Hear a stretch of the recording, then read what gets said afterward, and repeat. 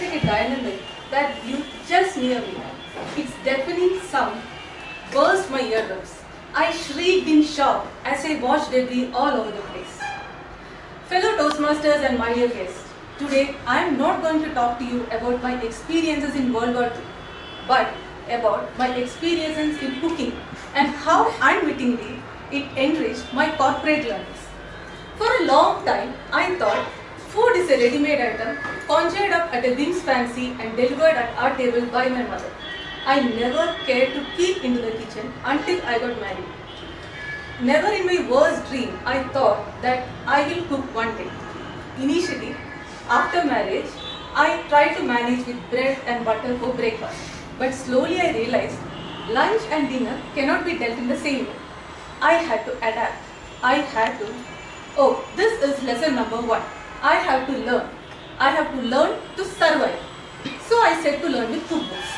Wrong thing to do. I just had to learn how to cook rice and sambar.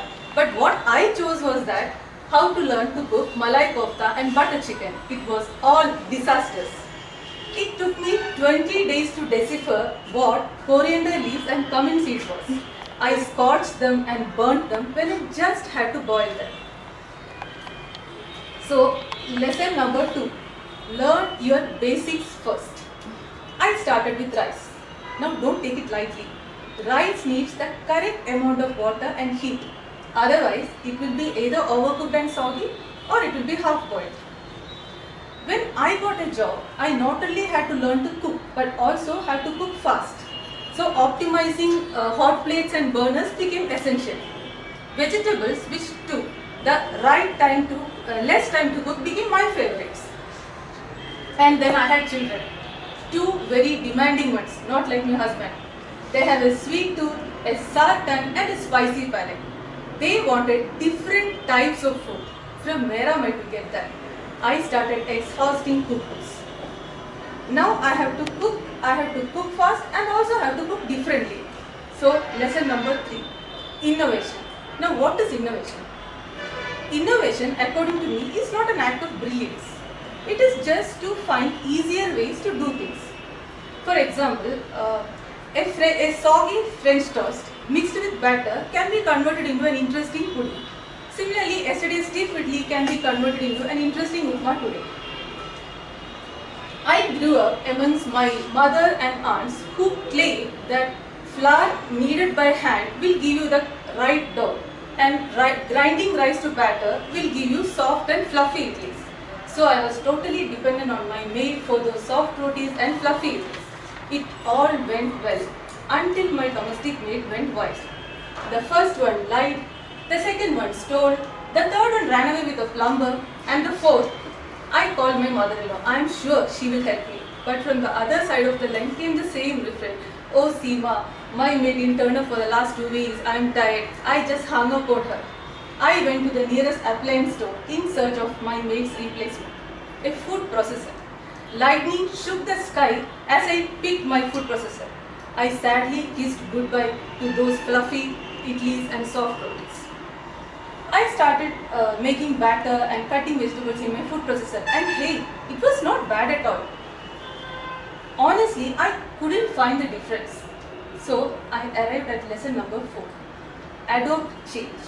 We need to change and adopt technology. We should stop saying things like, in our days things were so good, or nowadays people have no sense. But all these lessons can be learned only when there is a point of realization or a turning point. In my case, it happened one day while I was cooking. I had put dal in a pressure cooker and started cutting vegetables. Suddenly, there was a huge explosion. Initially, I couldn't realize what it was. I shrieked, shouted, rushed out of the kitchen. Blood was oozing out of my forehead. I thought my head had blown away. My husband was shocked. After some time, he examined and I was calm. We went to the kitchen to see what it was. It was a sight to see. The whole place was smashed to smithereens. The cooked dal was pasted all over the ceiling. The cooker lid had hit the ceiling and hit the other side of the kitchen. I was very, very lucky. Nothing seemed more important than life. So I arrived at my lesson number 5. No, It's not about life or about turning point. It is about quality. See, I bought this pressure cooker on an attractive combo deal which I couldn't resist. I just overlooked one minor point. It was not an ISI marked product.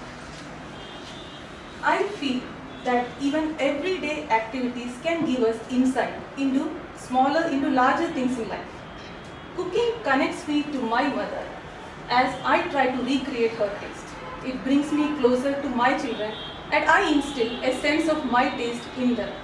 And most important, since Stone Age, this is one secret that we women have held close to our heart, the secret to a man's heart. Thank you. Toastmaster Seema, you actually got me thinking. Now I know what's my next dream. Alright, with this, I'd like to call upon the next speaker who's going to give his CC4 as well, Toastmaster Deepak, and his evaluator, Toastmaster Amit.